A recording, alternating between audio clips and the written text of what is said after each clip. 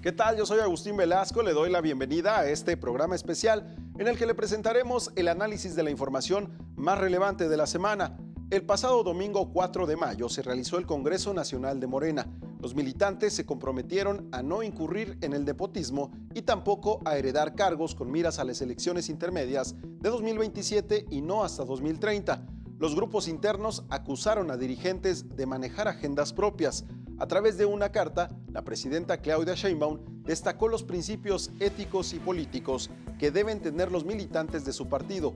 Jesús Silva Herzog Márquez, profesor de la Escuela de Gobierno del TEC de Monterrey, platicó con José Cárdenas respecto a esto.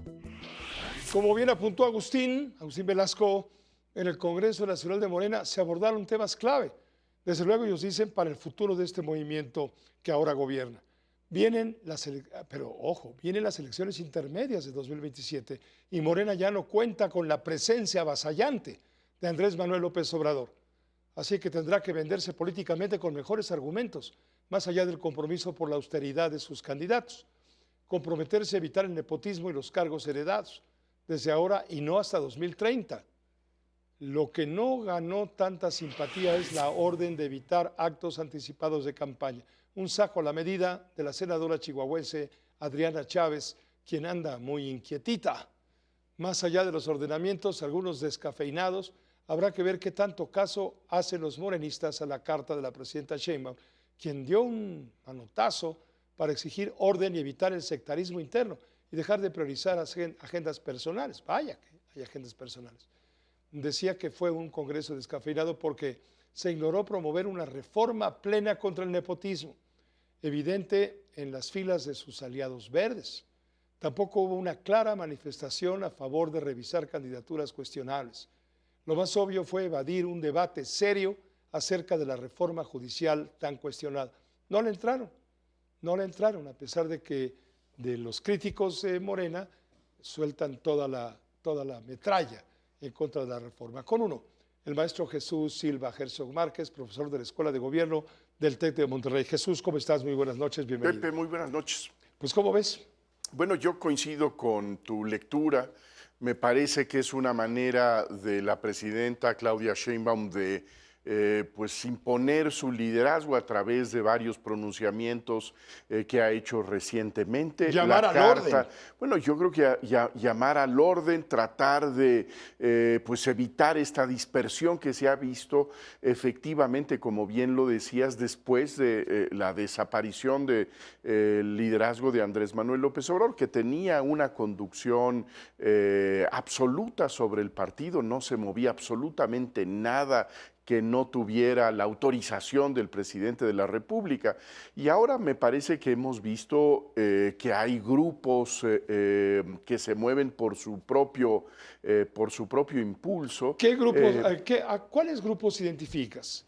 Bueno, me parece que lo que deja el arreglo de transición el presidente López Obrador, pues deja cabezas independientes, incluso cabezas políticas que eran rivales de la hoy presidenta de la República. Lo que está en los liderazgos dentro de la Cámara de Diputados, dentro de la Cámara de Senadores, me parece que están pues manifestando posiciones que en ocasiones chocan con la visión de la presidenta Claudia Sheinbaum. Lo hemos visto en distintos momentos. Yo creo que este tema del nepotismo fue el caso más evidente, en donde a pesar de que la presidenta de la República señala que hay que impulsar estas reformas y aplicarlas de inmediato, la coalición de Morena, PT, Partido Verde, impide que esto se aplique de inmediato.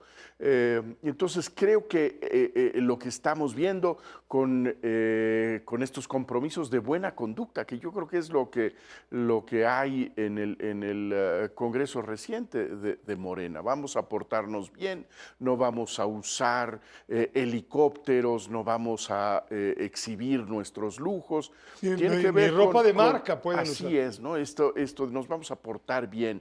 Pero no es el fondo. Yo creo que el fondo es que el liderazgo de Morena está en disputa en estos momentos y la presidenta de la República quiere dar una muestra de que conduce su propio partido, ¿no?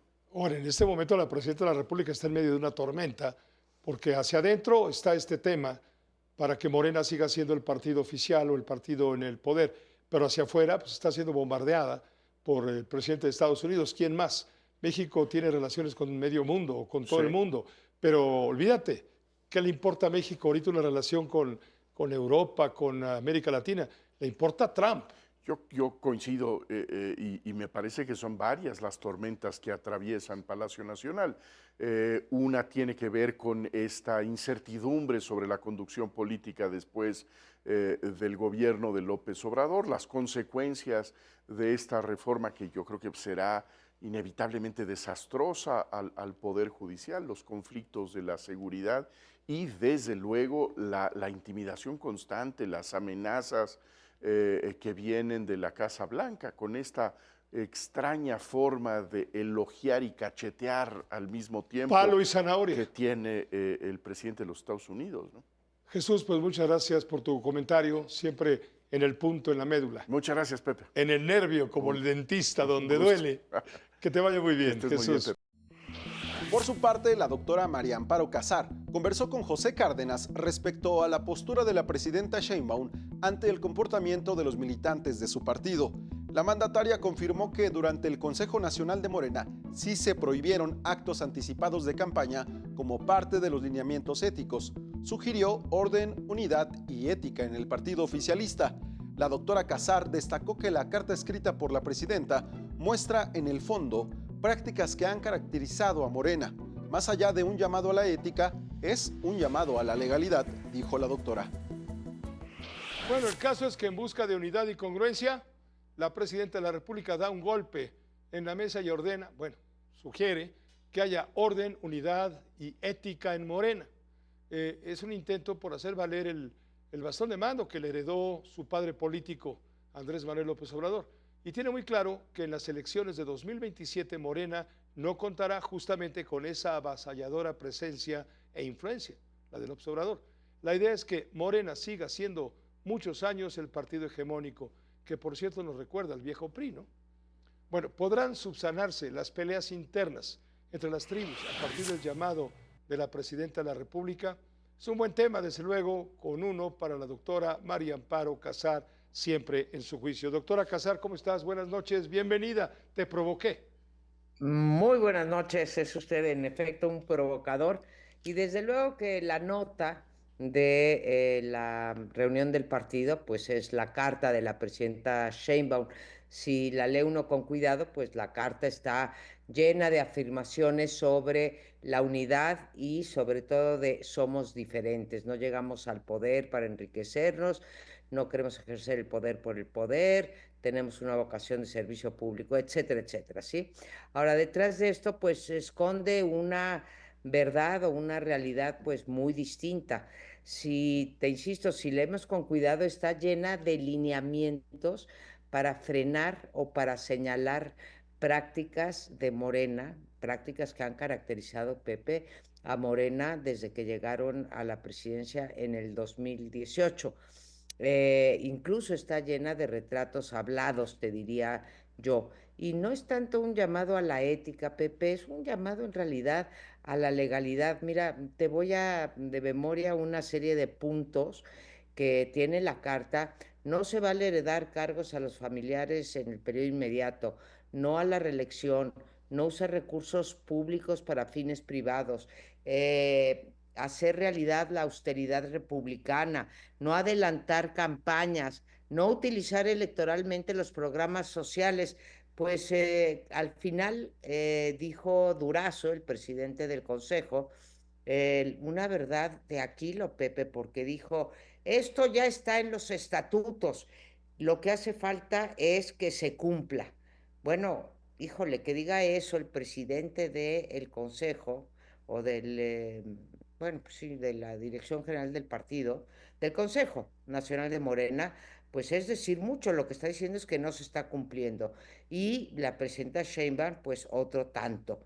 Y esta lista que te digo de no reelección, no heredar cargos, no adelantar campañas, etcétera, va después, si te fijas en el desarrollo de la reunión, de intervenciones de consejeros en donde se amplían estas prohibiciones, digamos. No podemos tener criminales dentro del partido, dijo una. Otra dijo, no podemos tener gente del sector privado que busca intereses particulares, no se vale la violencia de género. Pues todo eso está en la ley y todo eso ha practicado Morena, Pepe. Yo no sé si el llamado, desde luego que dio un manotazo, digamos, no regañó, pero dijo lo que se tenía que hacer, pero pues hace tiempo que estas prácticas pues no caracterizan a Morena precisamente, Pepe. Correcto. Hay muchas cuestiones que hacen dudar justamente del futuro o el rumbo que deba llevar Morena, pero ahora por lo pronto queda claro que el llamado urgente por parte, en este caso, de la presidenta, a través de la carta y a través de sus menciones frecuentes en la mañanera, etcétera, es el llamado a la unidad. ¿Por qué? Porque evidentemente hay ruptura en el tema de la unidad. Ya han aparecido tribus o sectores o sectas o como le quieras llamar, que están jalando cada cual para su lado.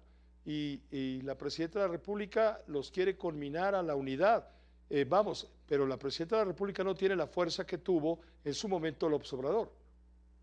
En efecto, coincido contigo, no tiene esa fuerza para bajar en línea directa. Lo hemos visto con, por ejemplo, ya no digas la ley de telecomunicaciones, porque eso vino del Ejecutivo y rápidamente y sensatamente, hay que decirlo, la retiró y la pospuso para mejor tiempo y reflexión.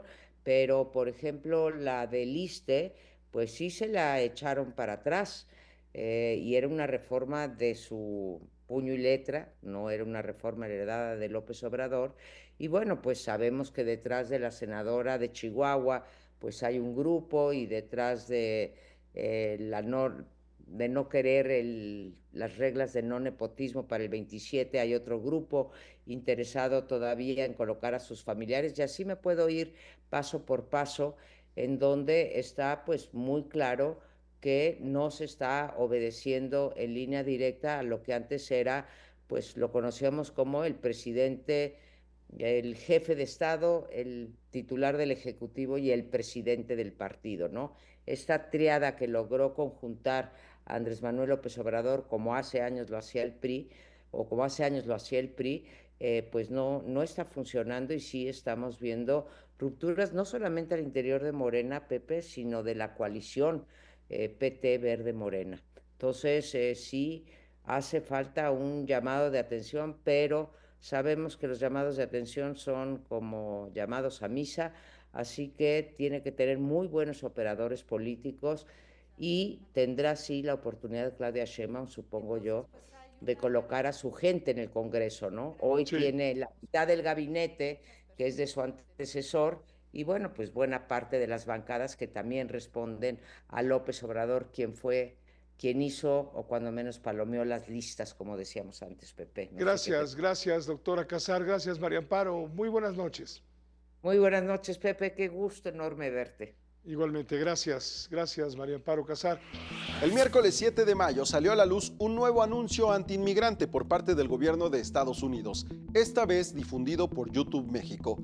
Alejandra Cullen platicó con José Cárdenas respecto al trasfondo de la campaña liderada por Kristi Noem, secretaria de Seguridad Nacional estadounidense. La analista política destacó la utilización de la aplicación CBP Home para que los migrantes se autodeporten. Con Alejandra Cullen, la maestra Alejandra Cullen, analista política, la maestra más viajera de la tele. ¿Cómo estás? Bienvenida. Persecutora, viajera, las dos juntas. ¿Cómo ves este asunto de la actitud que toma Kristi Noem, que de alguna manera está interpretando las órdenes del presidente Trump, pero poniéndole ella su pimienta y su sal, generando pues no precisamente simpatías? Mira, yo si quieres... Grave lo que dice, ¿no? Haría un muy breve comentario sobre la última parte de lo que mencionas, que son sus anuncios.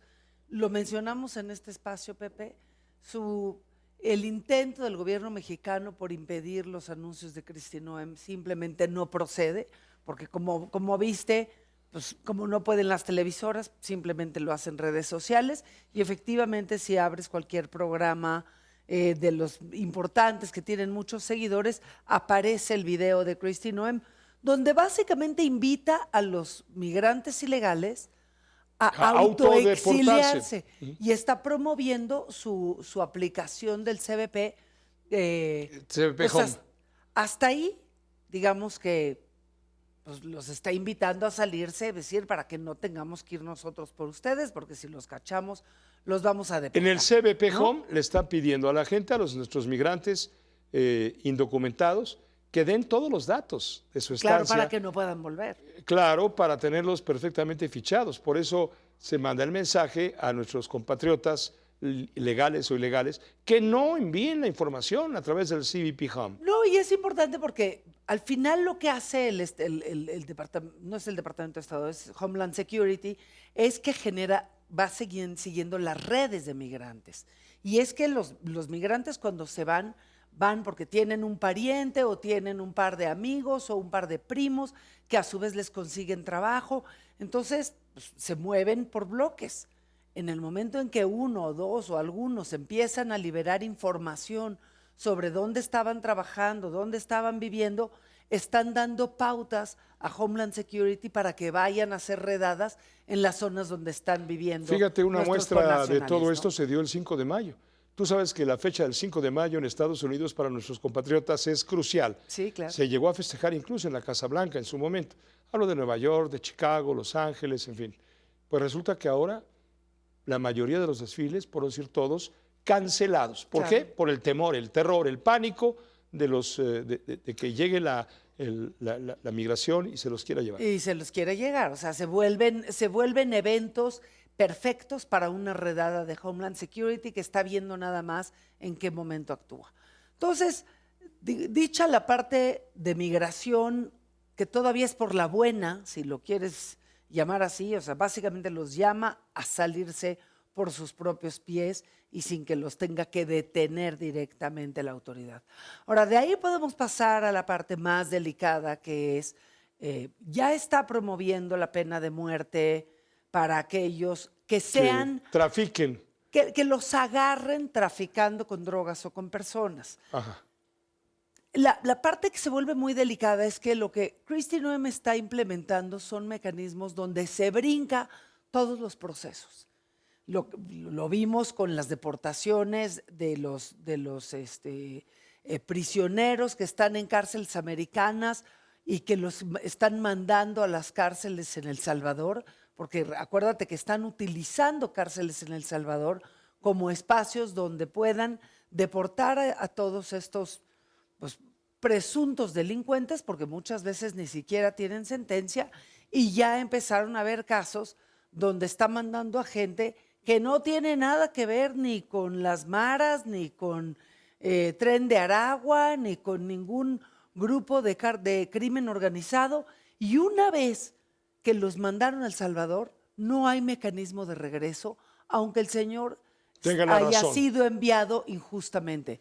Si eso está pasando con las cárceles, con los envíos a las cárceles de El Salvador, pues imagínate lo que puede pasar con la pena de muerte si se quieren ir con esta velocidad a la que lo están promoviendo, donde no están dispuestos a esperar ni siquiera que se sigan los juicios con un debido proceso como debe de ser. Alejandra Cuyo, muchas gracias. Buenas noches. Estamos por ver, ahora sí que una rama más del autoritarismo americano, Pepe, y con muchos cuestionamientos de derechos humanos. Yo creo que va a dar mucho de qué hablar en los próximos meses. Gracias, gracias. Y siempre hay gato encerrado en todo esto. ¿Por qué? Porque Trump se había propuesto exportar o sacar de Estados Unidos, deportar a 150,000 migrantes ilegales. No lleva ni 45,000. ¿Por qué? Porque cuesta mucho dinero, no tienen ese dinero. Entonces, ¿qué hacen? Les ofrecen $1,000, sale más barato, y un boleto de avión. Y no falta el menso que cae en esa provocación. El Instituto Nacional Electoral rechazó la solicitud para cancelar 26 candidaturas de la elección judicial por presuntos vínculos con la delincuencia organizada. Carlos Elizondo Mayer Serra, profesor de la Escuela de Gobierno del TEC de Monterrey, platicó con José Cárdenas respecto a esta solicitud hecha por los presidentes del Senado y de la Cámara de Diputados. El especialista recordó la falta de una investigación previa a cada una de las candidaturas desde los propios comités de evaluación del legislativo. Carlos Elizondo Mayer Serra, bienvenido a este espacio tuyo. Gracias, Pepe. Buenas noches. En efecto, digamos, ante una elección que va a ser cada vez más complicada y cuestionada para el Poder Ejecutivo, vimos la nota previa que el INE dice, oye, tú tenías que hacer la evaluación, yo ya imprimí las boletas, ¿en qué mundo puedo hoy sacar estos 25? Además, si mañana aparecen otros 4, ¿qué los tengo que sacar? U otros 8. Es decir, había un proceso y el proceso no contemplaba que el INE retirara a gente que ahora dicen que tiene pruebas. Además, no hay un proceso, simplemente hay una acusación. Entonces, yo creo que pues, como el proceso es tan complicado, tuvieron que recibir tantos expedientes, lo hicieron con tanta prisa, que no se les han de haber colado 26, se les deben de haber colado muchos más. Muchos ni nos enteraremos porque no ganarán, pero cuando veamos quiénes fueron los victoriosos, en algunos casos nos vamos a espantar.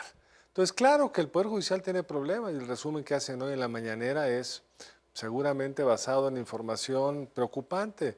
Y sí es cierto que el Poder Judicial, como todos, se protegen entre ellos. Ya ves que a Cuauhtémoc Blanco tampoco le hicieron nada, digamos. Casi todas las corporaciones les da por eso, por proteger a los suyos. Pero creo que vamos a extrañar este Poder Judicial, porque lo que vamos a ver es pues, personajes que ni siquiera vienen del mundo técnico jurídico. El otro día hablaba con un ministro que me decía, bueno, yo he revisado muchas sentencias de colegiados y puedo estar en desacuerdo o en acuerdo con lo que dijeron, pero siempre partían de un criterio técnico. Y cuando vemos los antecedentes de muchos de los que están compitiendo, pues no vamos a encontrar fuerza técnica en muchos argumentos. Si eso le sumas, Pepe, que andan en campaña, entonces andan prometiendo, estaré a favor de las madres, que les deben una pensión, lo que sea.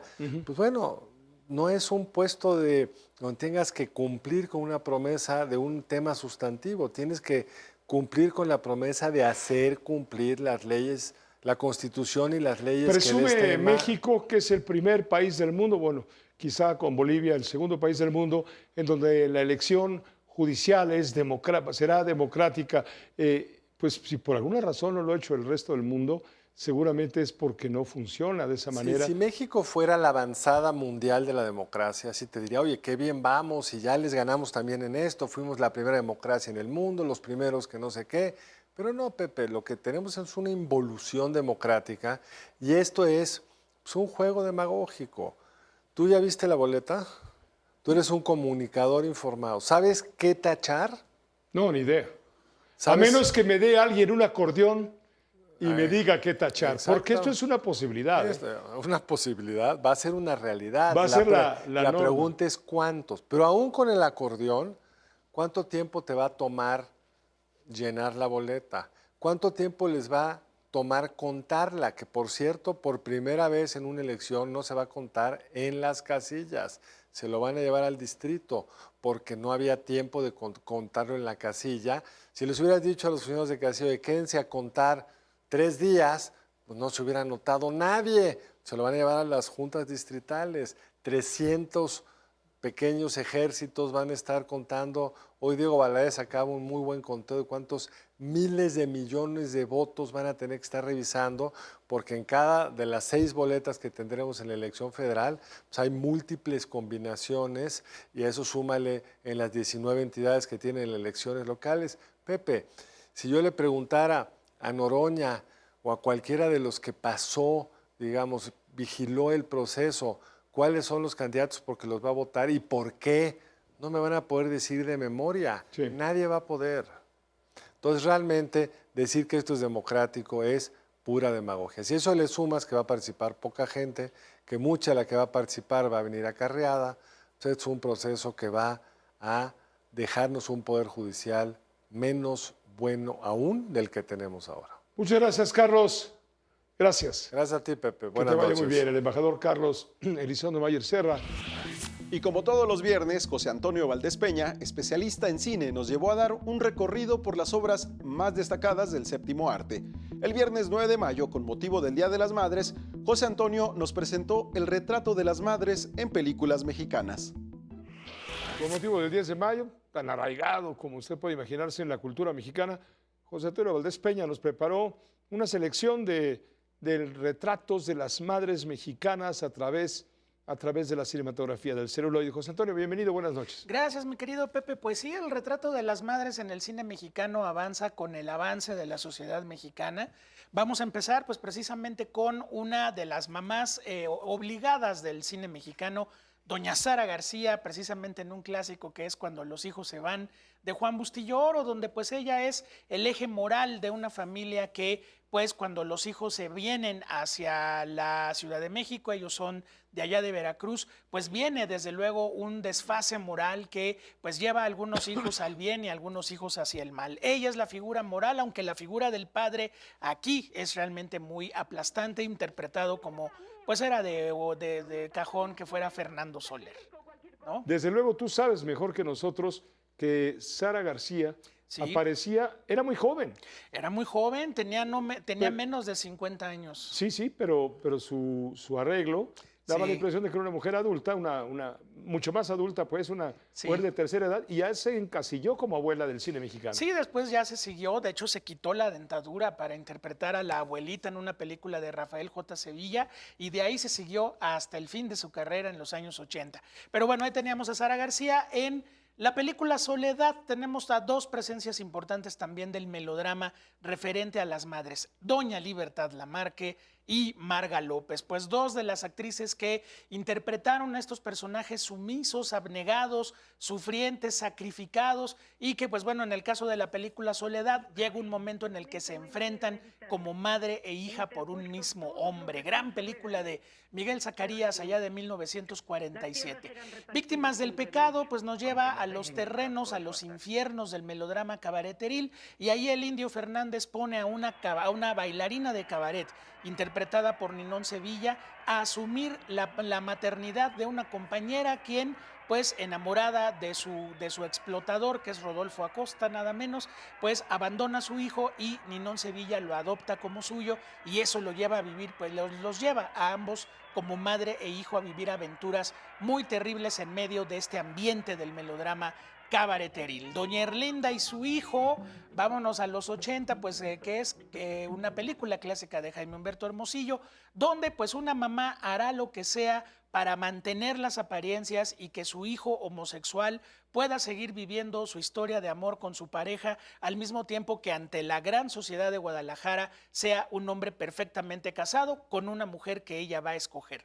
Un retrato, como siempre, desarmante de la clase media acomodada provinciana que hacía Jaime Humberto Hermosillo en la década de los 80, misma década donde podemos encontrar a Lola, la protagonista de la ópera prima de Mariano Varo, en la cual pues vemos a una madre joven, una madre que sobrevive como vendedora ambulante en una Ciudad de México recién devastada por el terremoto de 1985.